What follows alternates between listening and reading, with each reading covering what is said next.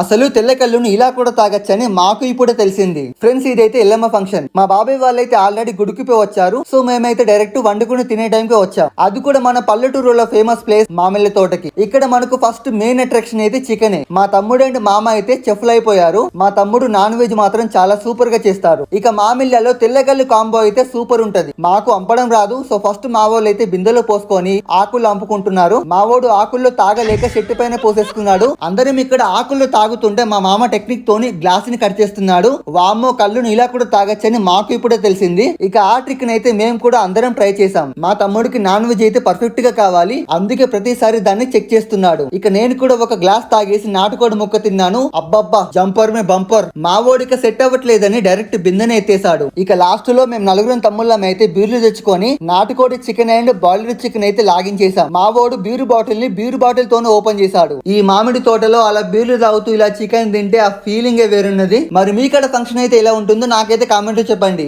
Like, share, subscribe, follow ఉంటా. By, love you.